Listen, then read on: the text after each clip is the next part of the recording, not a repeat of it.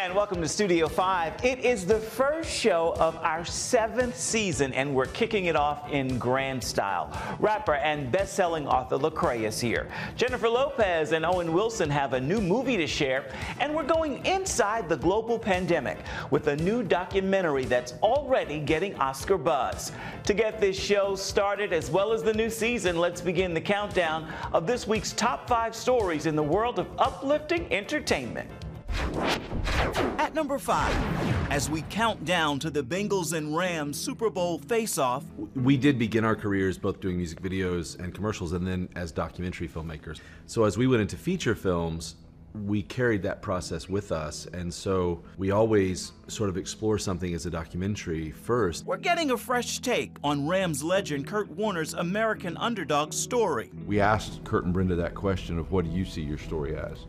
And Kurt said, I don't see it being about my accomplishments on the football field. It's about my relationship with Brenda and our relationship with Zach. And it's about us fighting for our family. This behind-the-scenes look with the filmmakers comes as the film is now shared on digital platforms and soon to be released on DVD. It is a rags to riches story to some degree, but there's so much more involved in the story and the relationships that were built, the relationship that sustained the entire journey. At number 4. I watched our relationship evolve in a way that I know was only possible because Jesus is in the center of it.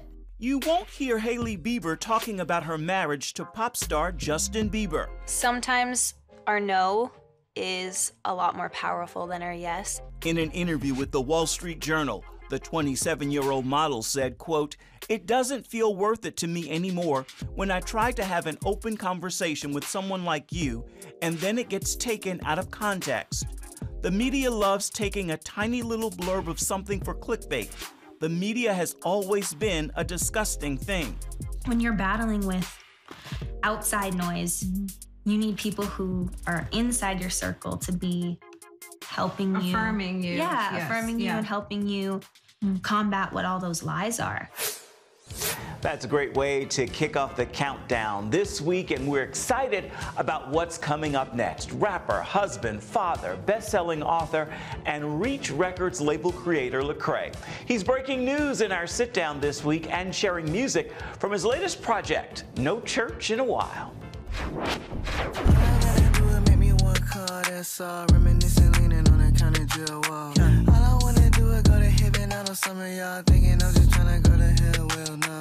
The latest album is No Church in a While, and it's funny that it comes out when churches actually are not uniting, at least in person. What sparked this idea, and how did the union between you and 1K Few, I mean, a whole album collaborated? How did that happen? Flutter finger, diamond sleeping with the fish. She thought I was playing, had to end it with no kizzy. I started to work on my project, Church Clothes, my solo project, and I got to thinking, like, can I really talk about church clothes and church if people haven't even been going to church in a while? It's more I would survey, you know, specifically like people, you know, 40 and under, they were a little jaded, or they were figuring out if they were going back after the pandemic.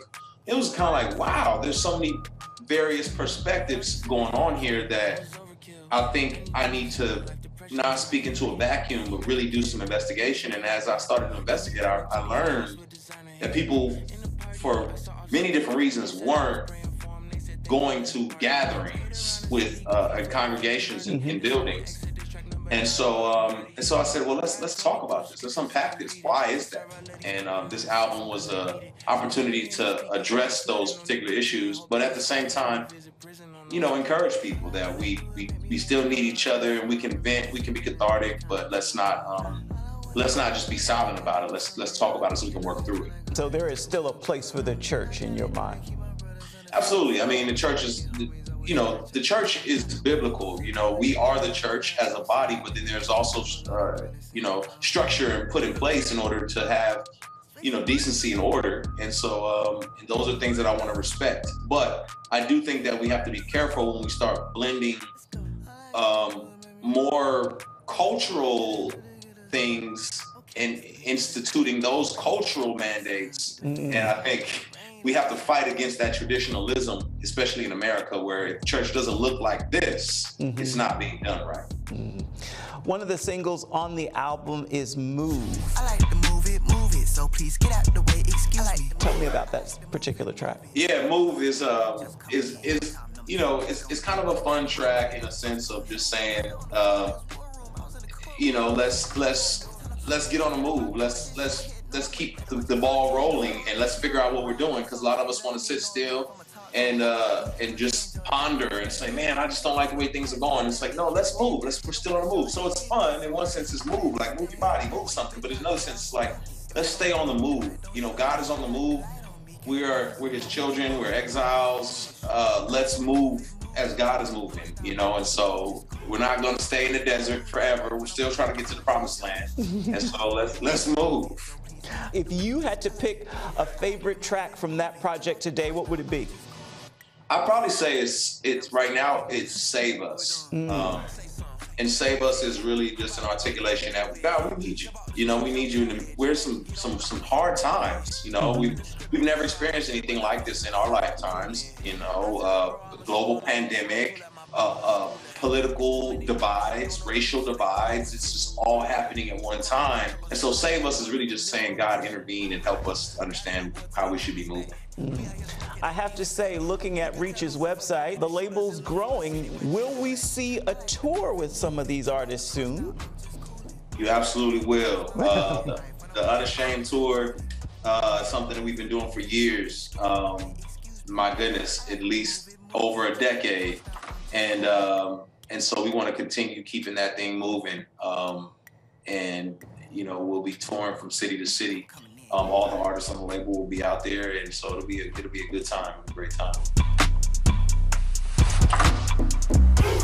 Nice. Many people watching are probably wondering what has kept you sane and healthy during these last few years. The biggest thing is being fully known.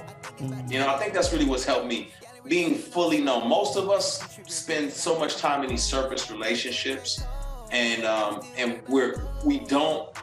we don't allow people to really know us. And when you allow people to really know you and be okay with your flaws and your highs and your lows, they can really speak into your life and help you through those tough times. And so I've got a great community like that, and that's really what's kept me. Feel it in my body, can't nobody stop it. Dripping like fluid, let my light shine like jewelry. Gotta stay home, give it up, give it up. Jungle. Give it up, give it up. No Church in a While is available wherever you purchase your music. Lecrae's book, I Am Restored, is well worth the read. It's available in bookstores nationwide. You can also download the audiobook. And be on the lookout for the We Are Unashamed tour. It kicks off March 17th in Austin, Texas, and travels to at least 13 cities across the Midwest, South, and Southeast. Right now, it's set to end April 10th in Orlando. Still to come. You know, they say if you want something different, you have to do something different. I'll marry you. A romantic comedy starring Jennifer Lopez and Owen Wilson. This movie, for me, was very personal. Like, I really understood this life. We've got your Studio 5 first look at Marry Me next. At number 3. Danielle, hey, how you doing? How are you? I am here representing all things purple to tell you that you are our Sophia. Oprah surprises actress Danielle Brooks with the news. She will star in the forthcoming film remake of The Color Purple, the musical. It's a cast that will include Fantasia Barrino, Taraji P. Henson, and Coleman Domingo. Thank you. Thank you. Thank you so much. And I'm going to you're making me cry. At number 2. You're going to be the best it ever was. Oscar nominations are in, with the awards being handed out in March. And King Richard, the story of tennis greats Venus and Serena Williams, has earned nominations for its music, editing, Will Smith for Best Actor, and Ingenue Ellis for Best Supporting Actress in the role of wife and mother, Oracene Brandy Williams. Ingenue, what did you know about Oracene or think of her before signing on to take this role? You're not the only dreamer in this family. Wouldn't be no dream if it wasn't for me. I carried them inside me and on my back. And I carried you too. I'm just happy. I'm so happy that this woman who did what she did without ceremony, we can give her her flowers. Richard, my faith dictates that I stand by your side. All right, well, Don't just do that, mistake then. my silence for agreement. You do that again, and I won't be quiet.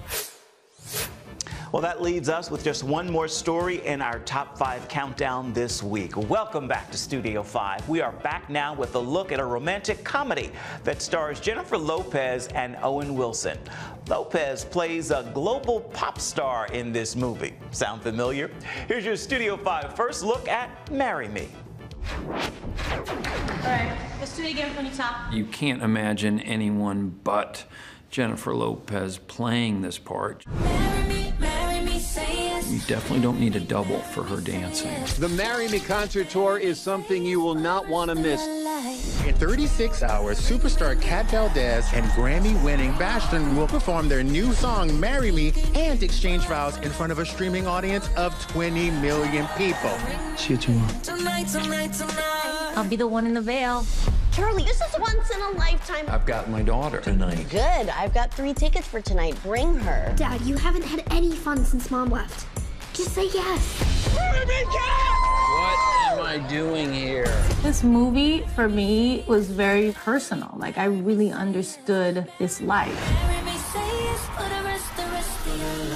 Kat Valdez, she's a global superstar. She's strong and confident. She's a businesswoman. She's a boss. But also, she's just a regular person. She's a regular girl who needs love and who wants to feel like she has a home.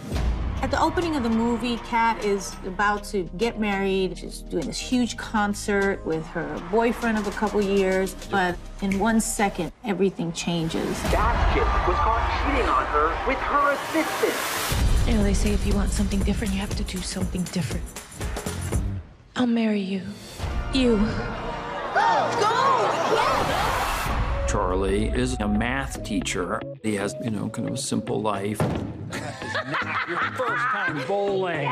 There's a level of fantasy to this movie of this normal everyman, Charlie Gilbert, being picked by this huge celebrity and coming into this lavish world of excess and sparkles and beauty and wealth. People want to see movies that give them hope. Hope is romantic. What do I do? Just stand and smile. Being that Charlie is not into celebrity, he's able to really just see a person and love her for who she is, the girl. But Charlie's struggling with this world of superstardom. You got nominated at the Grammys. What? At the end of the day, I think those differences is what the movie's about. We don't need to pretend. I don't fit. At the end of the day, no matter how big and famous you are, you just want a simple life. You want to be happy. You want to have love. You want to find love. Is this smart? I think we left smart 6 weeks ago. Marry Me is in theaters this Friday. That is February 11th. And now the time has come to share a story in pictures. Here's a look at this week's Studio 5 Snapshot. Studio 5 celebrates Black History Month and pays tribute to Katherine Dunham. She was a pioneering American dancer, choreographer, creator of the Dunham technique, author, educator, anthropologist, and social activist. Dunham had one of the most successful dance careers in African American and European theater of the 20th century. The Washington Post once hailed Dunham dancer Catherine the Great, and for nearly 30 years, she led the Katherine Dunham Dance Company, the only self-supported American black dance troupe at the time. She died in 2006 at age 96. This photo remembrance is this week's Studio 5 Snapshot Moment in Black History. Coming up next. I have to keep it together. I have kids who can't see me fall apart. He has to come home. He has no choice. National Geographic takes us inside the beginning of the COVID crisis in a documentary called The First Wave. And it is about the first 4 months within a hospital in Queens, documenting a brave group of doctors, patients, and nurses over those 4 months to try to put a human face to COVID. And welcome back to Studio 5. Our country and our world have been battling a global pandemic for more than 2 years. National Geographic is now offering a fresh look at the beginning of the crisis. It's a new documentary from inside a hospital in Queens as doctors face the biggest fight of their careers. Take a look at The First Wave. I have to keep it together. I have kids who can't see me fall apart. He has to come home. He has no choice. The documentary is called The First Wave. And it is about the first 4 months within a hospital in Queens, documenting a brave group of doctors, patients, and nurses over those 4 months to try to put a human face to COVID. I'm Dr. DJ, okay? So I'm gonna be in charge of your care while you're here. For me personally, watching it and living it, the focus is not so much just on the virus and what the toll it takes on the physical body. I feel this film finally puts the narrative with the faces, the voices, the statistics of all the individuals affected by COVID-19. Their stories, my story, is able to be told. Guys, we're gonna pause for a post. The Long Island Jewish Medical Center in Queens was one of the first hospitals hit with the virus. The hospitals are crumbling, and I think if more people are aware of what exactly happens within the hospital walls that they can see with the first wave, I think more people will stop being so indifferent and apathetic to what's going on with this pandemic, but more be called to action, figure out how we can help each other get past this. Pulse, pulse. It's just one hospital of many on the front lines of COVID-19, and the powerful film shows the faces of this struggle. We are taught pattern recognition, and as of right now, there's no clear pattern. It's a tough film, but I think it's a film filled with love and humanity, and you know, to me, the overarching feeling that I hope people come away with is just the incredible power of the human spirit when faced with great odds. We weren't made for this, but I think this made us. I'm tired of seeing people like you in the hospital. Your family cares about you. You got people who care about you. The First Wave streams to Hulu right now, and there's already Oscar buzz surrounding the film.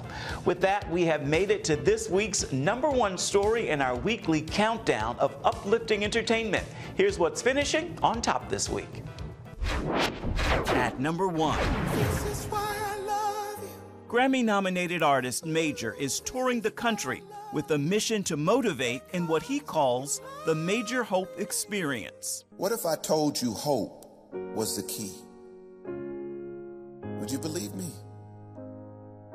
Well, you should. He sits down with Studio 5 in his stop in Atlanta. What prompted it? What sparked it in your heart that this is something you had to do? I know it's a passion project. I've been about this work all of my life. I was awakened to the call when I graduated college. I was the first of my siblings to graduate. My mom tells me why she named me Major, and that came with the story of perseverance for herself because she was, you know, pregnant with a kid out of wedlock and considered abortion, but she was in college and she wanted to finish, and she ended up having to drop out at the time. And so she's like, what do I do with this child that people are gonna judge me for having if I have it? So she considered abortion, but divine intervention, you know, stepped in, and on her way twice to the abortion clinic, she had severe car trouble, from a tire busting to a tire just going flat in nearly the same spot each time she went. Hope is not the denial of reality. It's a commitment to believe greater is on the other side of it. Just moments away. Like the BD up like a deep dish. How many times I put them on a reach list? We're reaching back for a final life lesson from Lecrae. And welcome back to Studio 5. We love music here. It's playing nonstop as we put this show together each week. And this week, it's something new from our friends at Elevation Worship. Take a look and listen and see why Same God is what's playing in my ear this week.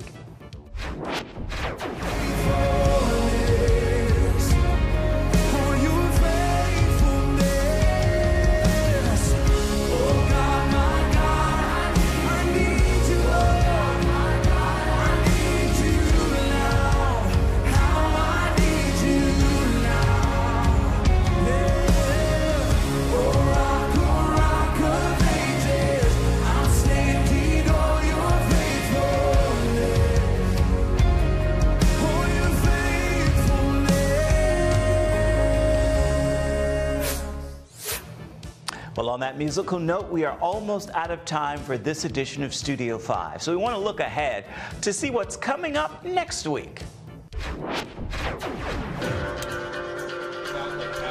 And action. It's a buddy comedy that follows the misadventures of two former Army Rangers paired against their will on the road trip of a lifetime. We were directing this together, but a lot of it was me just being directed by my buddy. Do one more of those, Chan, where you just explain it as your experiences. I love him to death. We watch Channing Tatum at work behind the scenes and in front of the camera in Dog. We talked a lot about tone in the beginning, and one of the first things that we kind of looked at each other and said, we were like, we're not making a sad soldier movie. What's up, dog? And you're gonna go on a little road trip. Easy. What are y'all so scared of? Smell it out, big time. And we hope you'll join us for that story and so much more come next week. Before we say goodbye today, we want to return to rapper, husband, father, best-selling author, and businessman Lecrae for a final word for today's show. Once upon a time, I thought I was done with Christianity, but the reality was I was just done with the institutional, corporatized, gentrified, politicized, culturally exclusive version of it. Unpack that a little bit. What do you mean?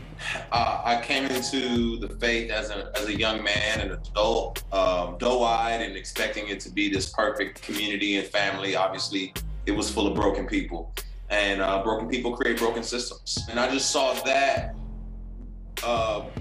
not live up to the expectation that I had. And I saw a lot of inconsistencies. I'd go on these tours and I'd see people say one thing on stage and live another way off stage. Mm-hmm. And I've seen how people can tend to manipulate faith for power or prestige or financial gain or create these culturally exclusive groups and clubs.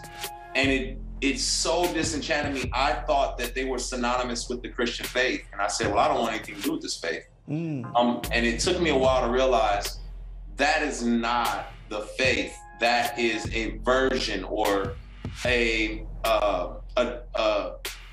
distortion of it. And that's what I can reject.